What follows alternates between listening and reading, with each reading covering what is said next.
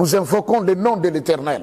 Lorsque David avait invoqué le nom de l'Éternel, Goliath était tombé. Ne craignez pas, FARDC. Vous êtes comme le David de cette époque, du 21e siècle. Le monde entier saura que Congo a un Dieu qui s'appelle Kimbangu. Il est avec vous. Il marche au milieu de vous. Accomplissez sa volonté et n'ayez peur de personne. Ne soyez ni effrayés, ne soyez ni dérangés dans votre mental. Gardez votre mental toujours positif. Parce que maintenant, c'est l'heure de la délivrance. Le peuple congolais tout entier, nous sommes derrière vous. Le peuple congolais tout entier compte sur ces vaillants militaires, ensemble avec Dieu. Comme il est écrit, avec Dieu nous ferons des exploits. Et il écrasera nos ennemis. Je voudrais simplement dire au peuple congolais, ce que nous sommes en train de subir aujourd'hui, ce n'est pas du nouveau. Parce que Salomon a dit, il n'y a rien de nouveau sur terre. Ce qui est a déjà été. Et ce qui a été, c'est ce qui sera. Savez-vous qu'il y a eu la sécession au Congo? Savez-vous qu'il y a eu la guerre de 80 jours au Congo? Savez-vous que le Congo, à un certain moment, a été divisé? Et qu'un sujet occidental du nom de Jean Scram, c'était même déjà autoproclamé président de la République du Zaïre, du côté de l'Est, où les vieux Kalonji avaient pris les Kasaï, où les Moïse Tchombe avaient pris les Katanga. Mais, le président Mobutu ayant compris ce qu'a été la force de papa Joseph Dangenda, qui n'est autre que lui-même Simon Kimbangu, il est venu, il a dit au monde, le pays est en train d'être détruit. Est-ce que nous devons rester comme ça? Fais quelque chose. Dis-moi ce qu'il faut. Papa Dangenda lui a dit, ok, je vais tout arranger. Je vais demander à mon père. Mais ce que tu as à faire, toi-même, va au front. Place seulement tes pieds là-bas au front et tu verras ce qui arrivera. Quand le président Mobutu est allé au front, lorsqu'il est rentré, les mauvaises langues ont dit, il est allé là-bas, ce n'est pas un seigneur de guerre, il ne se connaît pas en la matière. Mais la finalité, c'était la fin de la guerre et c'est la victoire de nos forces armées zaïroises de l'époque. Aujourd'hui, il est écrit, Jésus-Christ est le même hier, aujourd'hui et éternellement. Qui dit Jésus-Christ dit son Père. Qui dit son Père? Le Saint-Esprit, Papa Simon Kimbangu. Il dit qu'il est le même hier, aujourd'hui, éternellement. Ce qu'il a fait avec Kassavoum, ce qu'il a fait avec Mobutu, ce qu'il a fait avec les autres, il est capable de le faire aujourd'hui avec Fachi Béton. Et nous verrons le Congo debout, un et indivisible. Mais les Congolais, soyez fiers comme nous le disons dans l'hymne national. Dressons nos fronts, longtemps courbés. On ne peut pas continuer à courber nos fronts. Mais maintenant, nous devons les dresser et voir devant pour voir les Congos de demain. Et surtout, je voulais conclure par dire ceci. En ce 21e siècle où nous sommes arrivés, les nations du monde entier le savent. Les sages, les intellectuels, les hommes de science et les grands de ce monde savent que la République démocratique du Congo est le pays qui doit diriger le monde au 21e siècle. Daniel a vu une vision où il y avait une grande statue. La tête était en or. Et nous connaissons la suite. Jusqu'aux pieds, les orteils qui étaient en partie de fer et en partie d'argile.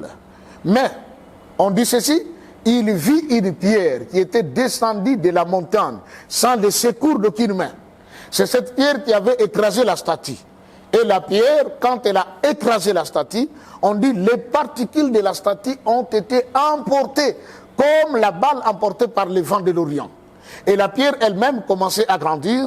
Et puis, elle occupa la terre tout entière. Le roi n'avait pas compris la vision. On devait faire appel à un sage de Dieu. Quelqu'un qui avait l'esprit de Dieu en lui. On est allé chercher le prophète Daniel.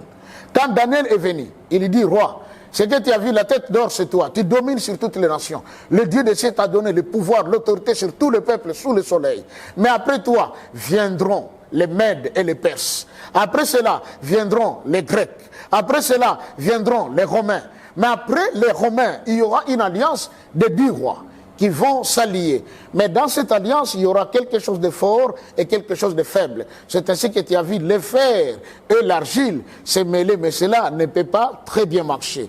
Et ces 10 rois dont Daniel avait parlé, nous y sommes. Il s'agit de ce qu'on appelle les G8, autrement les G10. Parce que les G8 sont officiels, mais lorsqu'ils se réunissent, ils invitent l'Afrique du Sud, ils invitent le Brésil pour former les G10. Dans ce groupe de 10 nations puissantes du monde qui dirigent le monde, les unes sont puissantes, les autres sont faibles. Mais Daniel avait dit, et le roi avait vu, que la pierre avait écrasé tout cela, parce qu'un autre royaume devait prendre place pour diriger le monde. C'est le royaume de Dieu. Et ce royaume de Dieu ne va se manifester nulle part ailleurs au monde qu'en République démocratique du Congo, terre de Dieu le Saint-Esprit.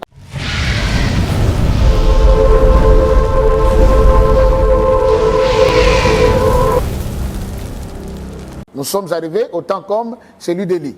Jusqu'à quand nous devons clocher des deux côtés. Élie avait dit, ou c'est Baal qui est Dieu, ou c'est l'Éternel qui est Dieu. Papa Simon a dit, nous avons invoqué beaucoup de dieux, mais le Congo demeure le même. Aujourd'hui, il nous demande de le mettre, lui, à l'épreuve. Qu'on lui demande, lui, qu'il vienne au secours du Congo. Et nous allons voir ce qui arrivera après. Donc, 30 ans de prison de Papa Simon, 30 ans de guerre, ça suffit. À nos FARDC, nos vaillants militaires, vous qui êtes en train d'être marginalisés par les uns et les autres, par des presses dont on ne peut citer les noms ici, en disant que vous êtes faibles. Et on a même dit que la République démocratique du Congo n'a pas assez d'armes sophistiquées pour faire face aux ennemis qui l'entourent ou qui l'agressent. Mais il y a une chose, il est écrit, ceux-ci s'appuient sur leurs chars, les autres sur leurs chevaux. Mais nous, nous invoquons le nom de l'Éternel. Lorsque David avait invoqué le nom de l'Éternel, Goliath était tombé. Ne craignez pas, FARDC. Vous êtes comme le David de cette époque, du 21e siècle. Le monde entier saura que Congo a un Dieu qui s'appelle Kimbangu. Il est avec vous. Il marche au milieu de vous. Accomplissez sa volonté et n'ayez peur de personne. Ne soyez ni effrayés, ne soyez ni dérangés dans votre mental. Gardez votre mental toujours positif. Parce que maintenant, c'est l'heure de la délivrance. Le peuple congolais tout entier, nous sommes derrière vous. Le peuple congolais tout entier compte sur ces vaillants militaires, ensemble avec Dieu. Comme il est écrit, avec Dieu nous ferons des exploits. Et il écrasera nos ennemis. Je voudrais simplement dire au peuple congolais, ce que nous sommes en train de subir aujourd'hui, ce n'est pas du nouveau. Parce que Salomon a dit, il n'y a rien de nouveau sur terre. Ce qui est a déjà été. Et ce qui a été, c'est ce qui sera. Savez-vous qu'il y a eu la sécession au Congo? Savez-vous qu'il y a eu la guerre de 80 jours au Congo? Savez-vous que le Congo, à un certain moment, a été divisé?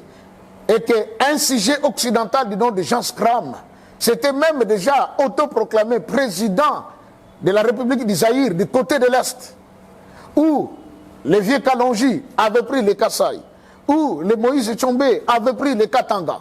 Mais, le président Mobutu ayant compris ce qu'a été la force de Papa Joseph Ndangenda, qui n'est autre que lui-même Simon Kimbangu, il est venu, il a dit au monde, le pays est en train d'être détruit. Est-ce que nous devons rester comme ça? Fais quelque chose, dis-moi ce qu'il faut. Papa Ndangenda lui a dit, ok, je vais tout arranger, je vais demander à mon père, mais ce que tu as à faire, toi-même, va au front. Place seulement tes pieds là-bas au front et tu verras ce qui arrivera. Quand le président Mobutu est allé au front, lorsqu'il est rentré, les mauvaises langues ont dit, il est allé là-bas, ce n'est pas un seigneur de guerre, il ne se connaît pas en la matière.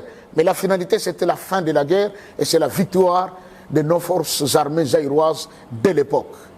Aujourd'hui, il est écrit, Jésus-Christ est le même hier, aujourd'hui et éternellement. Qui dit Jésus-Christ dit son Père. Qui dit son Père? Le Saint-Esprit, Papa Simon Kimbangu. Il dit qu'il est le même hier, aujourd'hui, éternellement. Ce qu'il a fait avec Kassavoum, ce qu'il a fait avec Mobutu, ce qu'il a fait avec les autres, il est capable de le faire aujourd'hui avec Fachi Béton. Et nous verrons le Congo debout, un et indivisible. Peuple congolais, soyez fiers comme nous le disons dans l'hymne national. Dressons nos fronts, longtemps courbés. On ne peut pas continuer à courber nos fronts. Mais maintenant, nous devons les dresser et voir devant pour voir les Congo de demain. Et surtout, je voulais conclure par dire ceci. En ce 21e siècle où nous sommes arrivés, les nations du monde entier le savent. Les sages, les intellectuels, les hommes de science et les grands de ce monde savent que la République démocratique du Congo est le pays qui doit diriger le monde au 21e siècle. Daniel a vu une vision où il y avait une grande statue. La tête était en or. Et nous connaissons la suite. Jusqu'aux pieds, les orteils qui étaient en partie de fer et en partie d'argile. Mais, on dit ceci, il vit une pierre qui était descendue de la montagne sans le secours d'aucune main. C'est cette pierre qui avait écrasé la statue. Et la pierre, quand elle a écrasé la statue, on dit les particules de la statue ont été emportées, comme la balle emportée par les vents de l'Orient. Et la pierre elle-même commençait à grandir, et puis elle occupa la terre tout entière. Le roi n'avait pas compris la vision. On devait faire appel à un sage de Dieu, quelqu'un qui avait l'esprit de Dieu en lui. On est allé chercher le prophète Daniel. Quand Daniel est venu, il lui dit, roi, c'est que tu as vu la tête d'or, c'est toi. Tu domines sur toutes les nations. Le Dieu des cieux t'a donné le pouvoir, l'autorité sur tout le peuple sous le soleil. Mais après toi, viendront les Mèdes et les Perses. Après cela, viendront les Grecs. Après cela, viendront les Romains. Mais après les Romains, il y aura une alliance de 10 rois qui vont s'allier. Mais dans cette alliance, il y aura quelque chose de fort et quelque chose de faible. C'est ainsi que tu as vu le fer et l'argile se mêler, mais cela ne peut pas très bien marcher. Et ces 10 rois dont Daniel avait parlé, nous y sommes. Il s'agit de ce qu'on appelle les G8, autrement les G10.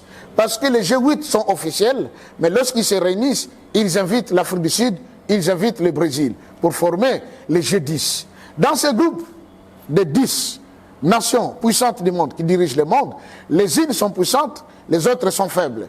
Mais Daniel avait dit, et le roi avait vu, que la pierre avait écrasé tout cela, parce qu'un autre royaume devait prendre place pour diriger le monde. C'est le royaume de Dieu. Et ce royaume de Dieu ne va se manifester nulle part ailleurs au monde qu'en République démocratique du Congo, terre de Dieu le Saint-Esprit, à savoir Tata Simon Kimbangu.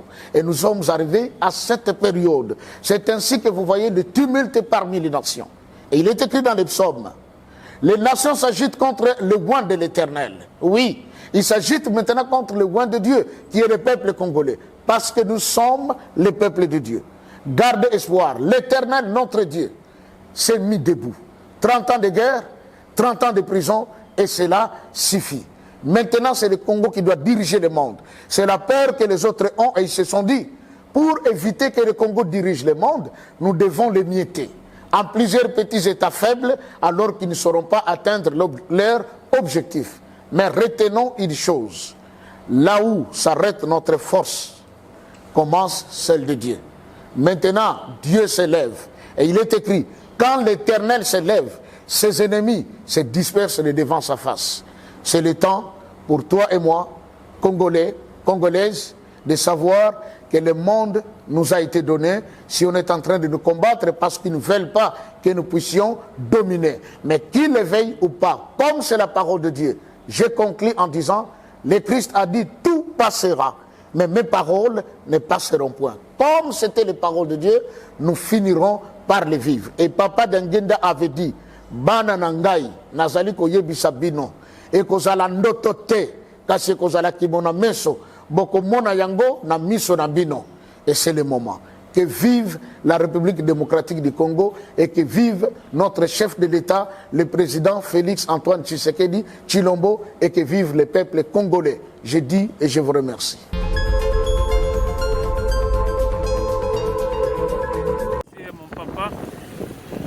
Mon papa, vous constatez là-bas, c'est la guerre ici. Les militaires sont devant nous là-bas, ils sont à moins de 10 km d'ici, dans la cité de Saké. Nous sommes dans l'urgence d'évacuer les enfants, de les déplacer vers cet axe ici, là où il y a la guerre. Et je suis Fiston Amissi, le coordonnateur de l'orphelinat Jésus mon papa Nord Kivu. Nous sommes venus vers vous pour vous montrer la situation dont on traverse présentement. Nous voici devant notre structure, là où nous gardons les enfants. Nous avons ici plus de 45 enfants, filles et garçons. Et dans l'endroit où nous nous trouvons présentement, c'est du côté là où provient la guerre. Ils sont juste dans moins de 10 km ici, en train de foncer vers la ville de Goma. Et voilà pourquoi nous sommes venus vous demander une aide. Nous devons évacuer ces enfants ici vers un endroit plus sûr, parce que cet endroit ici est beaucoup plus dangereux. Pourquoi? Parce que c'est là où provient la guerre et c'est du côté où il y a trop de risques. Voilà pourquoi nous voulions avoir des moyens pour puisse déplacer ces enfants ici d'urgence dans un endroit beaucoup plus sûr en attendant que la situation puisse se calmer. Maintenant là, nous sommes dans l'impossibilité de le faire. Pourquoi? Parce que il faut aménager là où les enfants seront. Il faut les moyens de transport pour les transporter. Il faut aussi chercher comment avoir aussi de la nourriture là où ils vont rester. Ça, c'est la situation qui devient très très compliquée ici. Donc, comme vous le remarquez, à côté, ici, juste à l'église, à côté de notre orphelinat, il y a déjà des déplacés de guerre qui sont là, ils manquent où aller. Mais nous ne pouvons pas attendre que la guerre puisse arriver jusqu'aux enfants et croiser les bras sans rien faire. Voilà pourquoi nous sommes venus vers vous pour demander l'aide. En tout cas, nous avons besoin d'assistance, d'urgence pour que nous puissions évacuer ces enfants ici vers un endroit beaucoup plus sûr. Comme la situation nous oblige, nous avons besoin vraiment de votre assistance. Merci et que Dieu vous bénisse. Voilà nos enfants, ils sont là. Et en tout cas, jusque-là, ils vont bien, ils sont en train de regarder la télévision. Et nous voulons que nous puissions avoir une assistance pour que nous puissions chercher comment évacuer nos enfants ici vers un endroit plus sûr.